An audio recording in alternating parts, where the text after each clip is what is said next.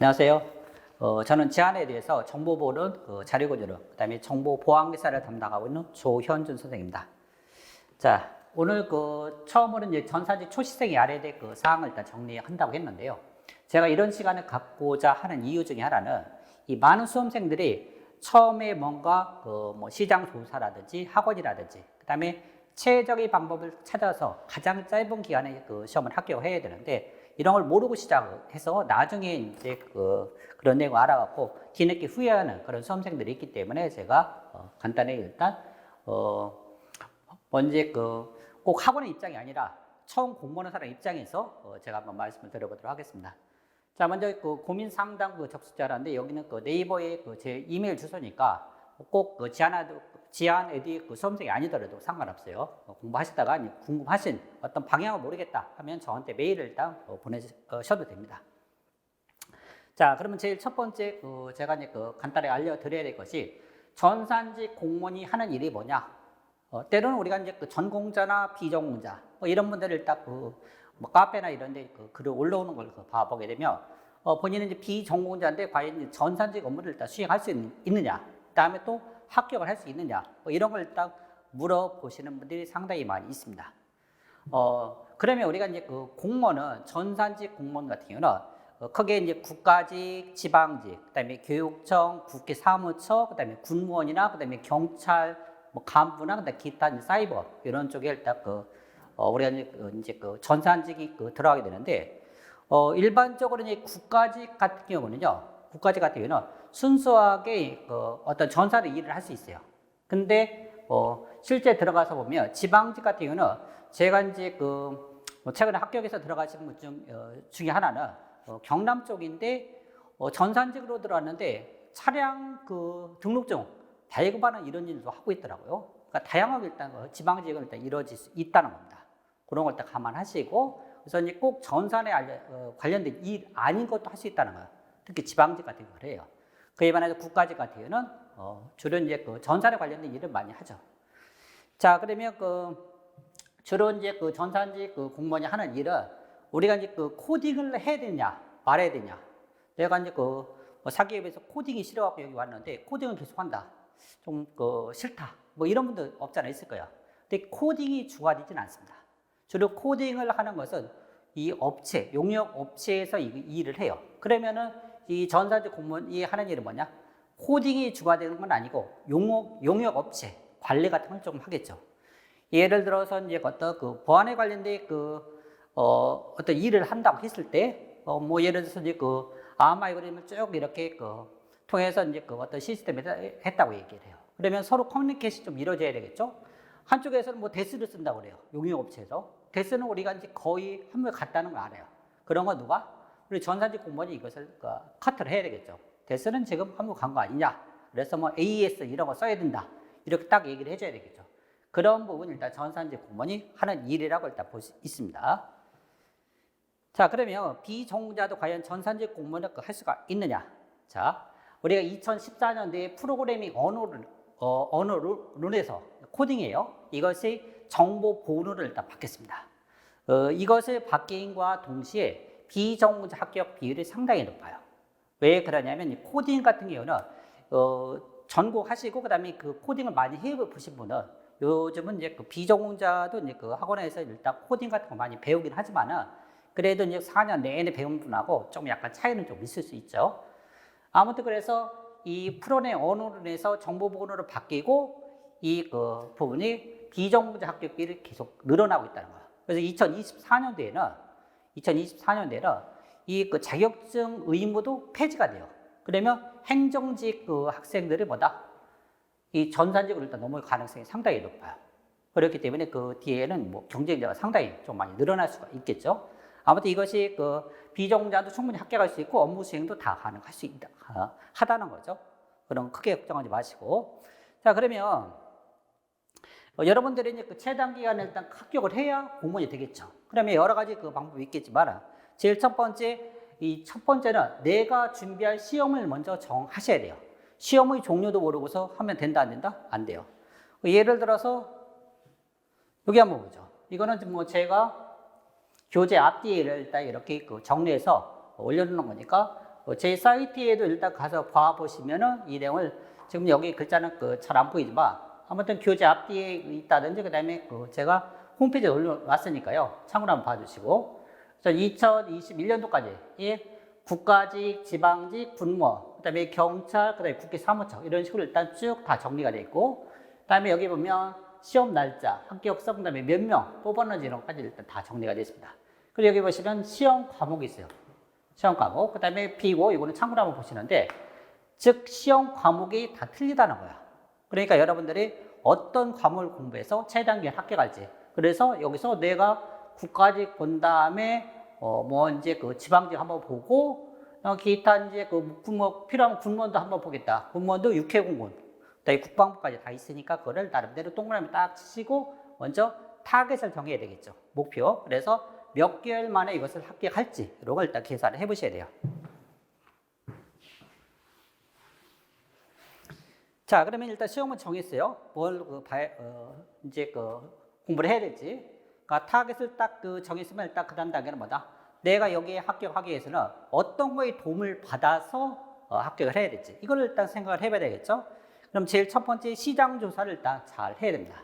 시장 조사란 우리가 이제 간단히 어떤 뭐 10,000원짜리 뭐 식사 같은 거 한다고 했을 때도 맛있고 저렴하고 이런 데를 찾죠. 그러면 여러분들은 이 시장 조사라는 것은 결국에는 내가 최단기간 합격하려면 어떤 학원, 어떤 교재를 써야 될지 이런 걸 일단 나름대로 파악을 해야 된다는 거.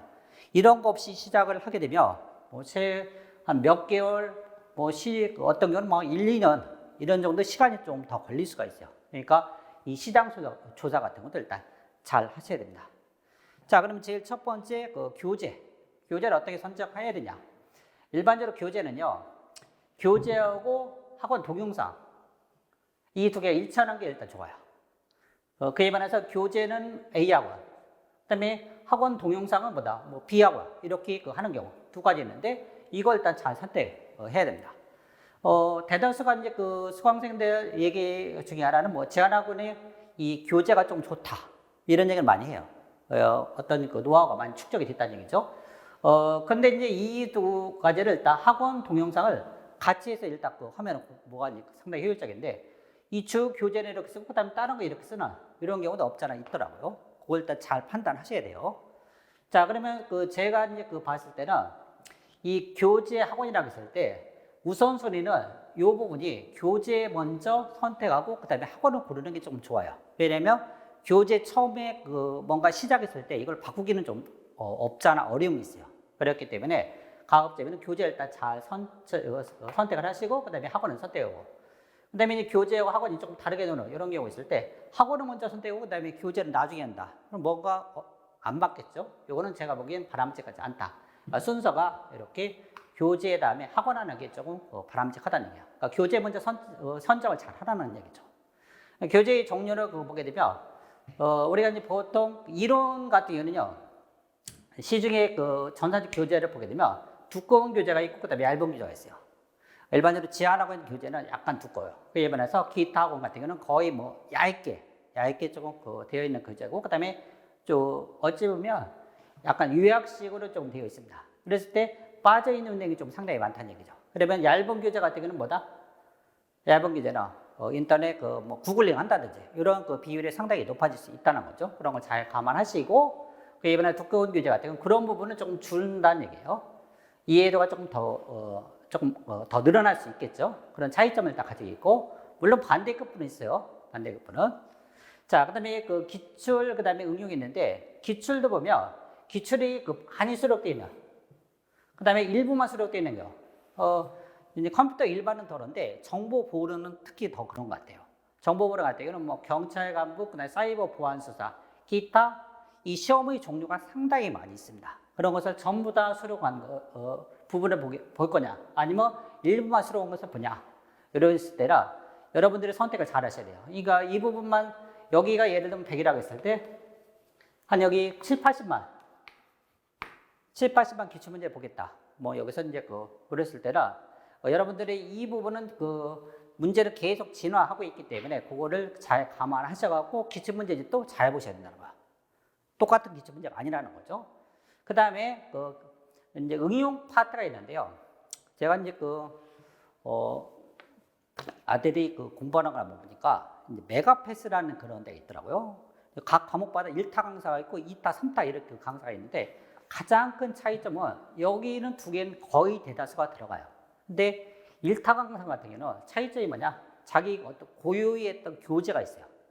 학원 내부의 그 교재에서 이 약간 고난이도 문제를요, 학원 내부의 교재를 일단 가지고 있어요. 이거를. 그래서 이론, 기초, 응용, 이거 세 가지 단계를 다 간다는 거죠.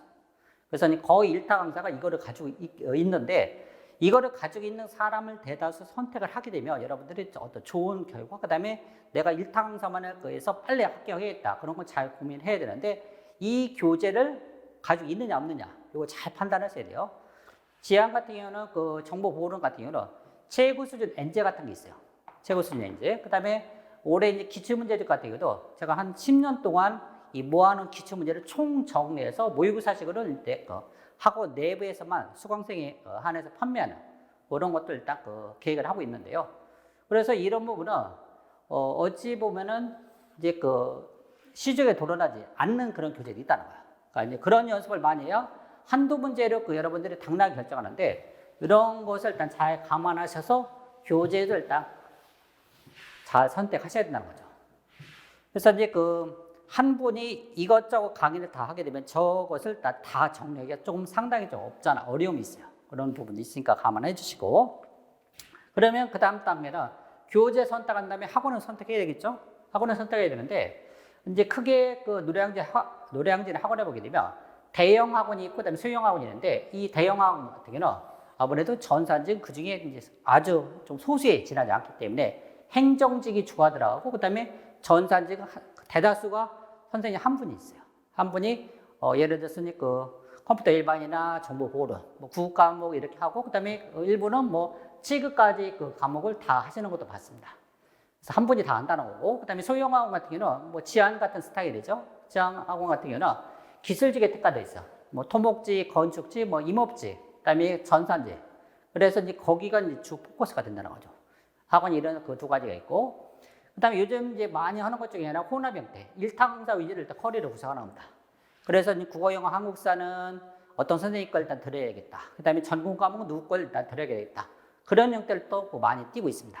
그러니까 이런 것을 처음에 공부를 시작할 때 잘 계획을 하셔갖고 일단 시작하시면은 여러분들이 시행착오를 줄일 수가 있습니다.